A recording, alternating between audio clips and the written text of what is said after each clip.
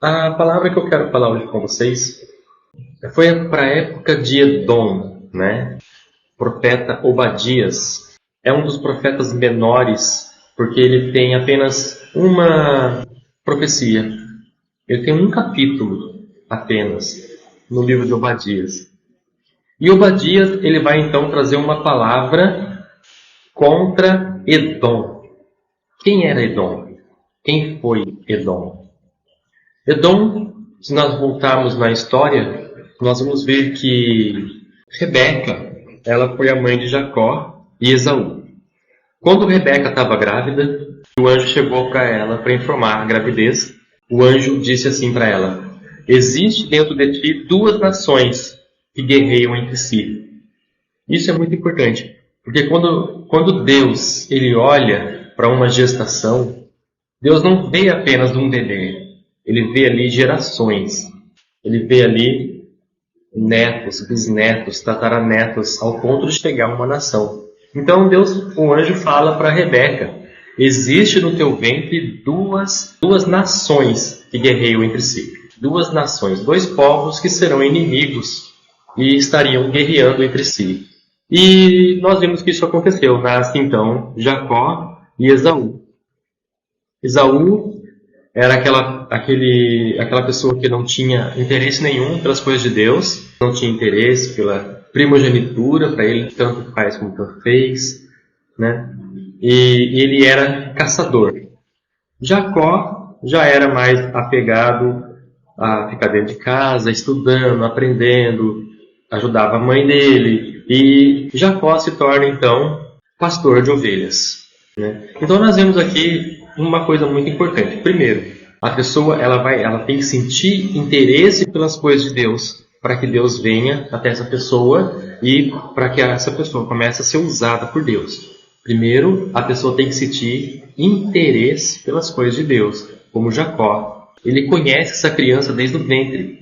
Então, quando a pessoa comete o aborto, ela está destruindo não só a vida de um ser que está dentro do seu ventre, e sim está destruindo gerações. Então isso é muito perigoso, né? Então nós vemos Jacó e Esaú, então eles crescem.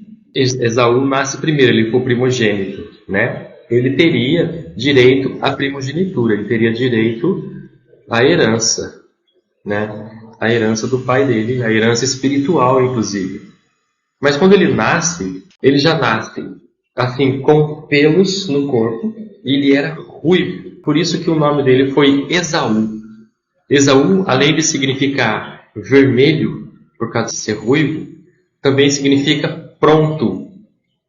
Porque ele já estava com pelos, ele nasceu ele já era peludo desde o ventre. Ele já era uma criança bem robusta, né? Então, o nome dele foi Esaú. E quando nasce, então, Esaú, a mãozinha de Jacó grudada no calcanhar de Esaú. Daí que vem o nome de Jacó. Jacó significa aquele que segurou no calcanhar. E ele acabou negociando com o próprio irmão a primogenitura. Mas isso já estava tudo no centro da vontade de Deus. Então Esaú, ele cresce sem esse interesse, sem esse vínculo, sem buscar a presença de Deus. Jacó não, já é mais voltado, né, para as coisas de Deus e tudo. Então os dois se transformam numa nação. Jacó se transforma na nação de Israel e Esaú se transforma nos Edomitas de Edom, né? E Edomitas, eles passaram a odiar o povo de Israel, justamente como estava profetizado pelo anjo, que disse que eles seriam duas nações inimigas. Então nós vemos então a guerra entre eles. Edom, sempre quando algum reino invadia Israel, Edom se juntava a esse reino para atacar Israel. Era perverso. E tinha esse problema, né, com Edom e Israel. Quando Babilônia, por exemplo, atacou Israel, os que conseguiram fugir pelo caminho, Edom capturou e entregou para o rei da Babilônia para ser cativo. Então a gente vê que Edom Eles eram um povo que odiava Israel e eles se alegravam quando Israel era invadida, era atacada, sofria algum dano. Eles se alegravam no coração deles por causa disso, né? Então vem a profecia de Obadias. Obadias então fala para Edom: preparem-se, vamos lutar contra Edom. A profecia começa assim, né? Deus fará Edom fraco. Assim é a profecia. O seu orgulho te enganou, né? E assim vai a profecia. Assim continua a profecia sendo desenrolada, né? Aí diz assim: ainda que faça o seu ninho entre as estrelas, eu o derrubarei de lá, diz o Senhor. Trazendo essa profecia para os dias de hoje, naquela época teve a profecia para Edom, mas isso se repete, porque Deus é o mesmo. Todas as pessoas que hoje se alegram com a desgraça do próximo, todas as pessoas que hoje se alegram quando Israel é invadida, por exemplo, quando um povo de Deus é atacado, quando o povo de Deus sofre algum dano, porque estamos sujeitos, estamos nesse mundo, né? Às vezes existe um espírito de porco ali numa pessoa que quer apurrinhar, quer incomodar, né? Quando essa pessoa se opõe dessa forma e se junta para combater o povo de Deus, ele está se tornando um edomita. São edomitas.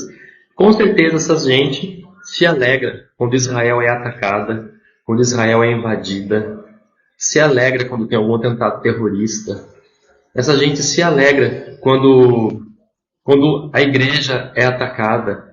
Muitas dessas pessoas se unem para matar o povo de Deus. Assim, no sentido de a pessoa que faz isso é um edomita. E esta profecia de Obadias é para essa pessoa também. Esse povo que além que colocam o seu ninho entre as estrelas por causa do orgulho, né? Também falando por causa do orgulho, né? Essas pessoas que são orgulhosas. Então essas pessoas, eles serão derrubados de lá.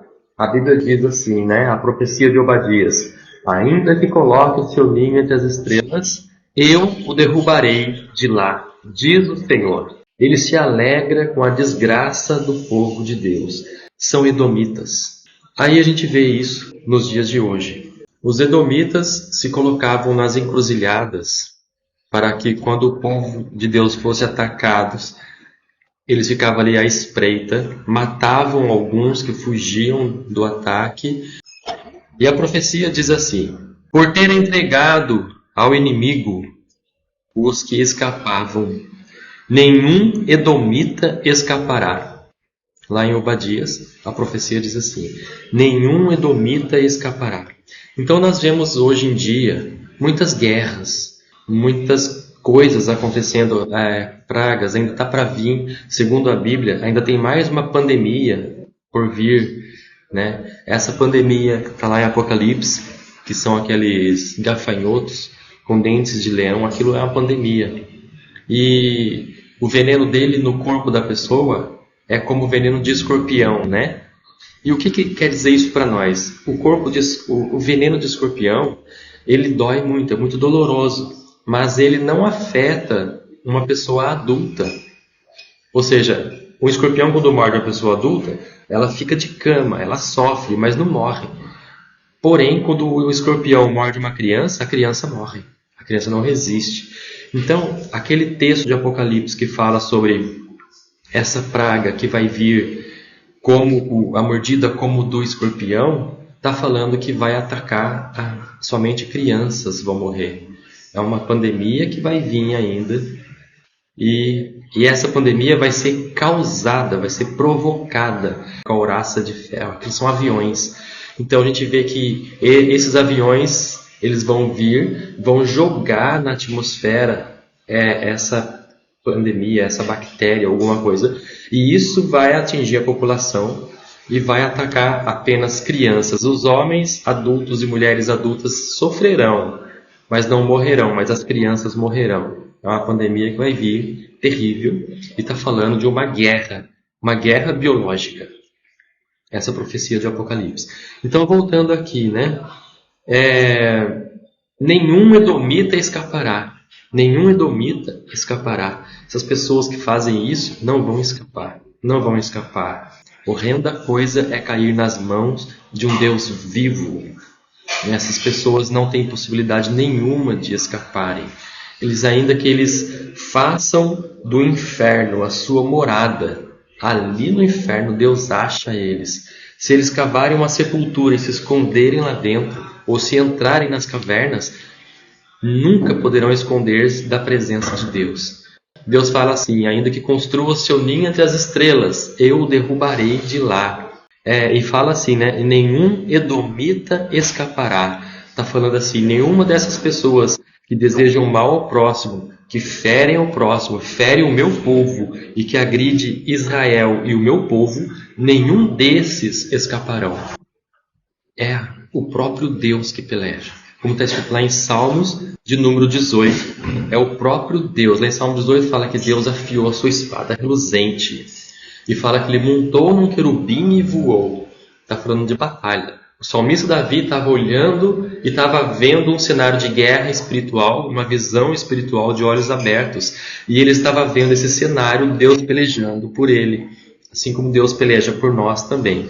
Deus peleja por nós. Então aquilo que fizeram com os outros será feito a eles.